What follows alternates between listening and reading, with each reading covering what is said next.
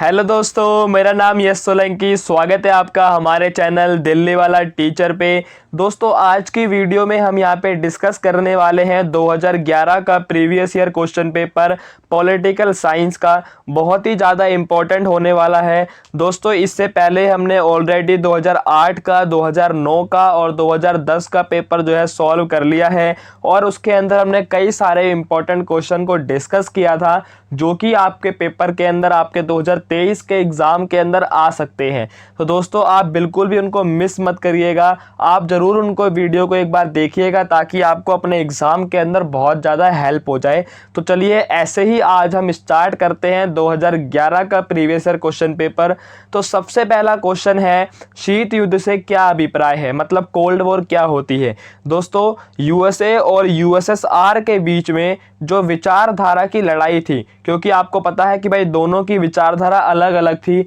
USA की विचारधारा थी पूंजीवाद और उदारवाद और यूएसएसआर की विचारधारा थी समाजवाद और साम्यवाद। तो दोनों की विचारधारा को लेकर लड़ाई थी। उसके अलावा दोस्तों, शीत युद्ध का नाम जो है ना, शीत युद्ध इसलिए भी पड़ा क्योंकि इसके अंदर बिल्कुल भी हथियारों का इस्तेमाल नहीं किया गया था, बिल्कुल भी वेपन्स का इस्तेमाल नहीं किया गया, इसलिए भी इसका नाम कोल्ड वॉर या शीत युद्ध जो है रखा गया था। तो पहले में आपको यही बताना है कि शीत युद्ध क्या होता है।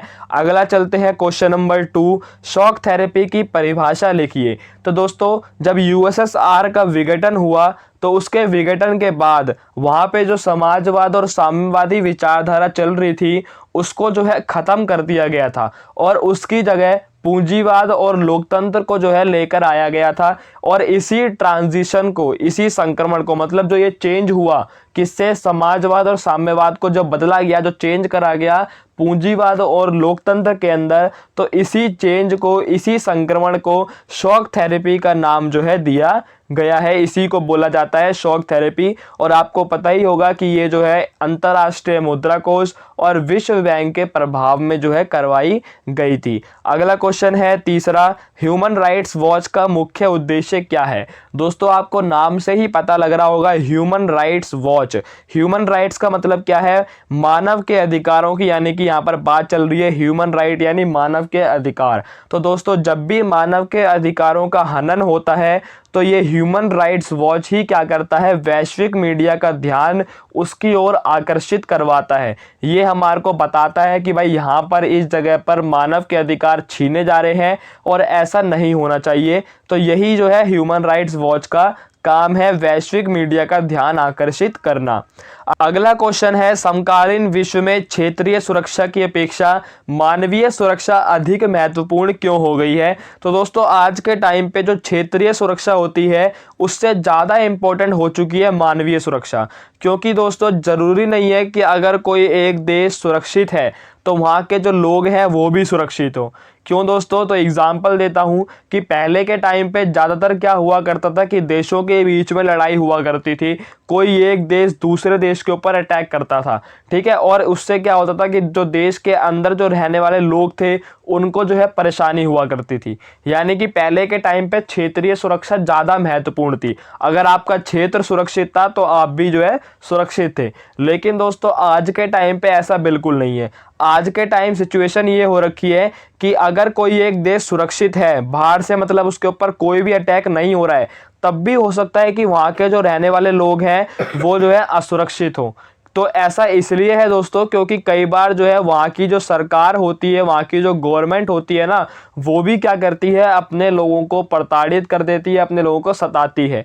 तो ज़रूरी नहीं है कि अगर किसी देश के ऊपर बाहर से हमला ना हो रहा हो तो वहाँ के सारे लोग सुरक्षित हो, क्योंकि कई बार वहाँ की सरकार भी क्या करती है, लोगों को परेशान कर देती है। इसीलिए दोस्तों, आज के टाइम पे क्षेत्रीय सुरक्षा की अपेक्षा मानवीय सुरक्षा जो है ज़्यादा इम्पोर्टेंट हो गई है। अगला क्वेश्चन है दोस्तों, क्वेश्चन नंबर 5, भारत में 1956 में भाषा के आधार पर राज्यों का पुनर्गठन क्यों किया गया। तो दोस्तों, जो ये भाषा के आधार पर राज्यों को जो बांटा गया था, इसका जो पुनर्गठन किया गया था, ये लोगों के दबाव में आकर किया गया था। कई सारे लोगों का आंदोलन चल रहे थे उस टाइम पे कि नहीं, हमारा जो राज्य है वो भाषा के आधार पर अलग होना चाहिए। तो लोगों के दबाव में भी आके इसको करा गया। और उसके अलावा दोस्तों हमारी जो भारत की जो विविध संस्कृति है, यानी कि जो हमारा जो डाइवर्स कल्चर है, उसको बचाने के लिए भी जो है भाषा के आधार पर राज्यों का पुनर्गठन किया गया था, ताकि वो हमेशा बरकरार रहे। आगे चलते हैं, अगला क्वेश्चन, भारत की स्वतंत्रता के पश्चात पहली बार गैर कांग्रेसी राज्य सरकार की स्थापना कब और कहां हुई? तो दोस्तों पहली बार जो राज्य सरकार थी, गैर कांग्रेसी राज्य सरकार, उसकी स्थापना 1957 में हुई थी और ये केरल राज्य के अंदर हुई थी। अगला क्वेश्चन है, जम्मू तथा कश्मीर राज्य किन 3 सामाजिक एवं राजनीतिक क्षेत्रों से बना हुआ है? तो दोस्तों जम्मू और कश्मीर राज्य जो है वो जम्मू से, कश्मीर से और लद्दाख क्षेत्रों से मिलकर बना हुआ है।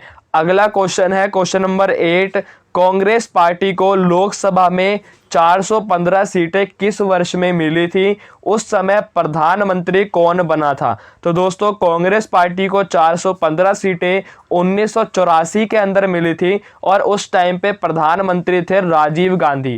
क्वेश्चन नंबर 9, भारत के पूर्वोत्तर राज्यों में अलगाववाद का प्रमुख कारण क्या है? पूर्वोत्तर राज्य आपको पता ही होगा, 7 सिस्टर की बात करी जा रही है और अलगाववाद का मतलब होता है अलग होना। तो पूर्वोत्तर राज्य अपने आप को पूरे इंडिया से अलग क्यों मानते हैं, ये क्वेश्चन है। तो दोस्तों इसका आंसर ये है कि अगर आप पूर्वोत्तर राज्यों को देखो तो वो पूरे इंडिया से लगभग सेपरेट देखने को मिलता है। आपको देखने में ऐसा लगता है कि वो इंडिया से जो है अलग है। उसके अलावा दोस्तों पूर्वोत्तर राज्यों के अंदर जो है उतना डेवलपमेंट नहीं है जितना कि पूरे इंडिया के अंदर है। इसलिए इन 2 कारणों की वजह से पूर्वोत्तर राज्य अपने आप को इंडिया से जो है अलग मानते हैं। अगले क्वेश्चन की साइड चलते हैं, क्वेश्चन नंबर 10, दलित पैंथर्स का मुख्य लक्ष्य क्या था? तो दोस्तों दलित पैंथर्स का मुख्य लक्ष्य था दलितों के अधिकारों के लिए आवाज़ उठाना, ठीक है, जो दलित लोग थे उनके लिए आवाज़ उठाना और जाति आधारित असमानता और अन्याय का विरोध करना जो है दलित पैंथर्स का लक्ष्य था। उन्होंने जो भी जाति को लेके जो भी असमानता थी, जो भेदभाव था, उसको ख़त्म करने की उन्होंने ठानी थी दलित पैंथर्स ने। आपको पता ही होगा मुंबई के अंदर इसकी शुरुआत जो है करी गई थी। क्वेश्चन नंबर 11, बर्लिन दीवार के गिरने को 2 ध्रुवीय विश्व के पतन का घोतक क्यों माना जाता है? तो दोस्तों बर्लिन की दीवार जो थी वो बर्लिन को 2 भागों में बांटती थी, ठीक है, बीच में दीवार बनाई गई थी, वो बर्लिन को 2 भागों में सेपरेट करती थी। एक था जो है पूर्वी बर्लिन आप कह सकते हो और दूसरा था पश्चिमी बर्लिन। पश्चिमी यानी वेस्ट की बात करी जा रही है। जो पूर्वी बर्लिन था वो यूएसएसआर के द्वारा सपोर्ट करा जा रहा था और जो पश्चिमी बर्लिन था उसको यूएसए सपोर्ट करता था, ठीक है। इस तरीके से बर्लिन जो है 2 भागों में बटा हुआ था और इसीलिए बर्लिन की दीवार को शीत युद्ध का प्रतीक भी कह सकते हैं और बोला जाता है कि बर्लिन की दीवार जो है शीत युद्ध का प्रतीक थी, क्योंकि ये दर्शा रही थी कि भाई कैसे दोनों विचारधाराएं जो है एक दूसरे के सामने खड़ी हुई हैं, ठीक है। लेकिन अब होता क्या है कि जो पूर्वी बर्लिन के लोग हैं वो सारे लोग मिलकर के जो बर्लिन की दीवार है उसको गिरा देते हैं, ठीक है। अब जैसे ही बर्लिन की दीवार जो है गिराई जाती है तो उस दीवार के गिरने के बाद से ही यूएसएसआर के पतन की प्रक्रिया चालू हो जाती है, यानी कि यूएसएसआर जो है उसके बाद से ही टूटना स्टार्ट हो जाता है और धीरे धीरे टूटते टूटते एंड में आते आते 1991 के अंदर यूएसएसआर जो है पूरा टूट जाता है। इसीलिए दोस्तों बोला जाता है कि बर्लिन की दीवार सोवियत संघ के विघटन का या 2 ध्रुवीय विश्व के खत्म होने का घोतक थी, ठीक है, एक तरीके से सिंबल थी कि बर्लिन की दीवार खत्म हुई, उसी के बाद से सोवियत संघ जो है खत्म भी होना चालू हो गया, ठीक है। दोस्तों बर्लिन की दीवार के बारे में यहाँ पे 1-2 पॉइंट लिखे हुए हैं कि भाई 28 सालों तक खड़ी रही थी और 1989 में सरकार तथा लोगों ने दीवार को तोड़कर जो है गिराया था, पूर्वी बर्लिन के लोगों ने, ठीक है। दोस्तों अगला क्वेश्चन है, संयुक्त राष्ट्र जैसे संगठनों की आवश्यकता क्यों है, यानी हमारे को यूएनओ की आवश्यकता क्यों पड़ती है, जो संयुक्त राष्ट्र संघ है हमारे को इनकी नीड क्यों पड़ती है? तो पहला पॉइंट है विभिन्न देशों के बीच विवादों एवं मतभेदों को सुलझाने के लिए, कि अगर देशों के बीच लड़ाई हो जाती है, विवाद मतभेद हो जाते हैं तो उनको सोल्व करवाने के लिए यूएनओ की जरूरत पड़ती है।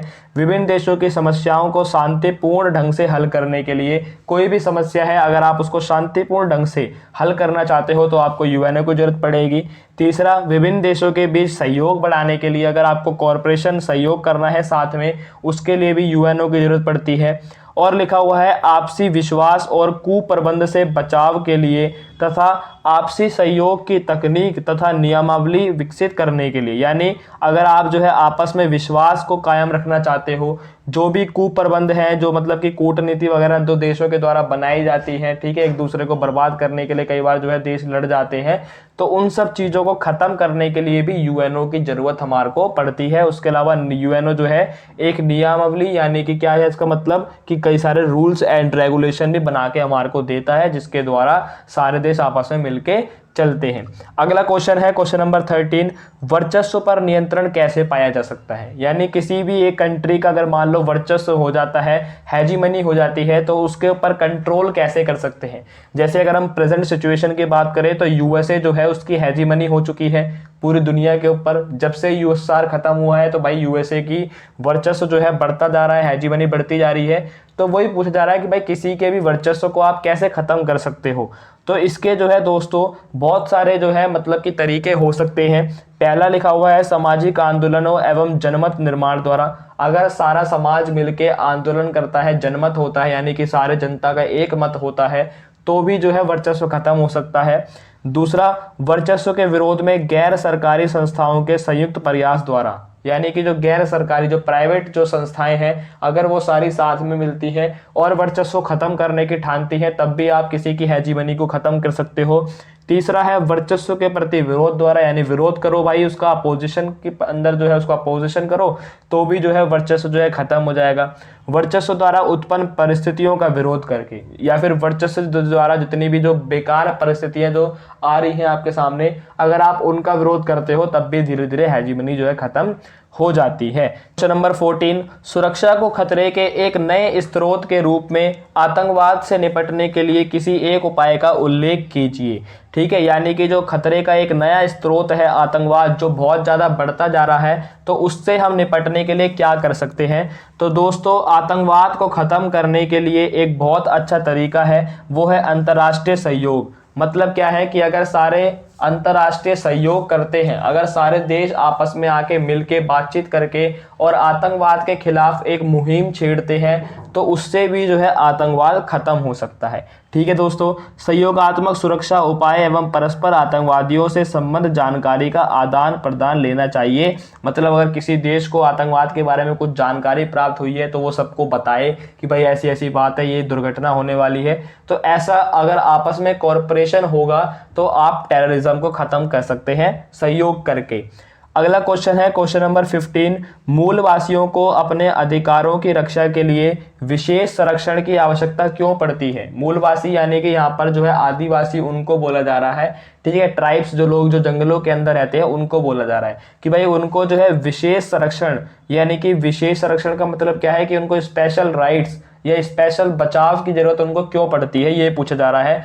तो दोस्तों आपको पता ही होगा कि भाई आदिवासियों जो जितने भी लोग हैं उनके अधिकार हमेशा से जो है छीने गए हैं, इसीलिए उनको विशेष संरक्षण की जरूरत पड़ती है। ठीक है, और आज के समय में क्या हो रहा है कि कई सारे लोग जंगलों के अंदर जाके रहने लग जाते हैं, जिनसे उनकी जमीनें जो हैं वो भी छिन रही हैं, इसलिए भी उनको विशेष संरक्षण की जरूरत है। ठीक है दोस्तों, यानी कि आप कह सकते हो कि भाई जो आदिवासी लोग जहाँ पर वो निवास करते हैं जंगलों के अंदर, जिन स्रोत के ऊपर वो निर्भर रहते हैं, जो संसाधनों का वो यूज़ करते हैं अपनी लाइफ को चलाने के लिए, हम लोग जो है सब मिलके उनको ही ख़त्म कर दे रहे हैं। जब वही सारी चीज़ें ख़त्म हो जाएंगी तो आदिवासी लोग, ट्राइब्स लोग जो है अपना ज़िंदगी कैसे जी पाएंगे। इसीलिए आदिवासी लोगों को जो है विशेष संरक्षण की ज़रूरत है, स्पेशल प्रोटेक्शन की ज़रूरत है, ताकि जो है उनके ऊपर कोई भी इसका नेगेटिव प्रभाव जो है ना पड़े। ठीक है दोस्तों, आगे चलते हैं क्वेश्चन नंबर 16, भारत में देसी रजवाड़ों के एकीकरण में सरदार पटेल की भूमिका की व्याख्या कीजिए। दोस्तों ये बहुत इंपॉर्टेंट क्वेश्चन है, पेपर में बहुत बार पूछा जाता है, बहुत ज़्यादा इंपॉर्टेंट क्वेश्चन है। देखते हैं इसको। सरदार पटेल ने देसी रजवाड़ों के एकीकरण में सरदार पटेल की भूमिका निम्नलिखित थी। मतलब कि उन्होंने बहुत ही तगड़ी भूमिका निभाई है हमारे भारत को एक करने में, सारे रजवाड़ों को मिलाने में। ठीक है, अब जैसे क्या था कि कई बार जो है जब सरदार वल्लभ भाई पटेल रजवाड़ों के मिलाने का काम करते थे, तो उस टाइम पे कई सारे रजवाड़े ऐसे थे जो मान जाते थे कि नहीं भाई हमारे को तो इंडिया के अंदर ही रहना है, तो उनको तो मिलाने में ज़्यादा दिक्कत नहीं आती थी। कुछ जो नहीं मानते थे, जो मतलब कि थोड़े लालची टाइप के लोग थे, तो उनको सरदार वल्लभ भाई पटेल जी ने थोड़ा लालच वगैरह दे करके उनको भी जो है अपने इंडिया के अंदर शामिल कर लिया। उसके अलावा दोस्तों कई सारे राज्य ऐसे थे जो सीधा सीधा विरोध कर रहे थे कि नहीं, हमारे को इंडिया में आना ही नहीं है। वो कौन कौन से थे? तो हैदराबाद, जूनागढ़, मणिपुर और जम्मू कश्मीर, ये 4 देसी रियासतें ऐसी थी जो सीधा मना कर रही थी। तो यहाँ पे सरदार वल्लभ भाई पटेल जी ने क्या करा, इनको जो है जबरदस्ती यानी कि सैन्य शक्ति का प्रयोग करके जो है इनको विलय करवाया, इनको मिलाया। ठीक है, तो वो करते क्या थे, विलय पत्र के ऊपर साइन वगैरह करवा करके और उसको जो है इंडिया के अंदर, अपने भारत के अंदर जो है मिला लिया करते थे, शामिल कर लिया करते थे। इस तरीके से सरदार वल्लभ भाई पटेल जी ने बहुत ही तगड़ी भूमिका निभाई इंडिया को एक करने के लिए। अगला क्वेश्चन आ गया है, क्वेश्चन नंबर 17। नेहरू द्वारा प्रतिपादित विदेश नीति के किन्हीं 2 सिद्धांतों को लिखिए। यानी कि जो नेहरू के टाइम पीरियड पे, जवाहरलाल नेहरू जी के टाइम पीरियड पे जो उनकी मेन जो विदेश नीतियां थी, फॉरेन पॉलिसी थी, वो बतानी है। तो पहले लिखी हुई है गुटनिरपेक्षता की और दूसरी भी लिखी हुई है पंचशील तथा शांतिपूर्ण सह अस्तित्व की। ठीक है, ये दोनों आसान नीतियां है। Question number 18। 1964 में भारतीय साम्यवादी दल में विभाजन क्यों हुआ, ये बताना है हमारे को कि भाई ये पार्टी क्यों टूट गई। तो दोस्तों यहाँ पर जो है सिस्टम ये चल रहा था कि भारतीय साम्यवादी दल के अंदर कई सारे लोग ऐसे थे जो कि यूएसएसआर जो था उसको सपोर्ट करते थे, और कई सारे लोग ऐसे थे उसके अंदर जो कि चीन की विचारधारा को सपोर्ट करते थे। दोनों अलग अलग थे। ठीक है, तो वही लिखा हुआ है, भारतीय साम्यवादी दल में विभाजन का कारण सोवियत संघ के प्रति झुकाव रखने वाले तथा चीन के प्रति झुकाव रखने वालों के बीच वैचारिक मतभेद था। ठीक है, विचारधारा को लेकर लड़ाई थी। भारतीय कम्युनिस्ट पार्टी 1964 में जो है टूट गई थी। इस पार्टी के भीतर जो खेमा चीन का पक्षधर था उसने बाद में मार्क्सवादी भारतीय कम्युनिस्ट पार्टी जो है बना ली थी। इस तरीके से ये पार्टी जो थी भारतीय साम्यवादी दल, इसका जो है विभाजन हो गया चीन और रूस के तरीके से। आप कह सकते हो कि भाई दोनों में अलग अलग डिफरेंस था। कई लोग बोल रहे थे कि हम यूएसएसआर की साइड है, कई लोगों का मानना था कि हम चीन की साइड है, इसलिए जो है विभाजन हो गया। अगला क्वेश्चन है क्वेश्चन नंबर 19। भारत की राजनीति में आया राम गया राम का क्या तात्पर्य है। इंडिया के अंदर दोस्तों ये बहुत ही ज़्यादा फेमस जो है लाइन है, आया राम गया राम। दोस्तों ये एक सिचुएशन थी जब 1967 के चुनाव होने वाले थे, चौथा आम चुनाव होने वाला था। तो उसी टाइम पे जो है बहुत ज़्यादा जो है दल बदल चल रहा था, और उसी टाइम पे होता ये है कि हरियाणा का एक विधायक जिसका नाम था गयालाल जी जो है यही करते हैं, कभी किसी पार्टी के अंदर कभी किसी पार्टी के अंदर। पहले वो कांग्रेस के अंदर होते हैं, बाद में वो जो है यूनाइटेड फ्रंट के अंदर चले जाते हैं, पॉपुलर यूनाइटेड फ्रंट के अंदर। ठीक है, पॉपुलर यूनाइटेड फ्रंट इसके अंदर चले जाते हैं। फिर बाद में वो पॉपुलर यूनाइटेड फ्रंट से निकल के कांग्रेस में आते हैं, फिर दोबारा पॉपुलर यूनाइटेड फ्रंट के अंदर जाते हैं, और फिर वो दोबारा बोलते हैं कि भाई हमारे को कांग्रेस के अंदर आना है। तो उस टाइम पे दोस्तों कांग्रेस के एक नेता होते हैं जिनका नाम था वीरेंद्र सिंह। उन्होंने जो है ये बात बोली कि पहले गया राम था अब आया राम है। तो उसी के बाद से दोस्तों जो है ये डायलॉग जो है फेमस हो गया था, आया राम गया राम। बेसिकली ये बताता है हमारे को कि भाई दल बदल पहले के टाइम पे कितना हुआ करता था, और आज भी कई बार देखने को मिलता है। अगला क्वेश्चन है क्वेश्चन नंबर 20। अयोध्या विवाद क्या है। दोस्तों अयोध्या विवाद आपको पता ही होगा, बाबरी मस्जिद को लेकर जो विवाद था। कई हिंदुओं का मानना था कि भाई बाबरी मस्जिद जो है उसके पहले, वहां पे बनने से पहले राम मंदिर हुआ करता था, वो राम जन्मभूमि थी, और मंदिर को तोड़ के जो है वो बाबरी मस्जिद बनाई गई थी। ये हिंदुओं का पक्ष था, और वहीं पर मुस्लिमों का पक्ष था कि नहीं भाई ऐसा कुछ नहीं है, यहाँ पर बाबरी मस्जिद ही थी। तो इसको लेकर जो भी लड़ाई थी, जो भी बहसबाजी थी, उसी को जो है अयोध्या विवाद का नाम दिया गया था। बाकी आगे जब क्वेश्चन आएगा अयोध्या विवाद से बड़ा क्वेश्चन आएगा जब उससे रिलेटेड, तब हम जो है इसको पूरी कहानी को डिटेल में डिस्कस करेंगे। इस वीडियो को अब यहीं पे खत्म करते हैं। 2 नंबर तक हमने सारे क्वेश्चन कवर कर लिए हैं।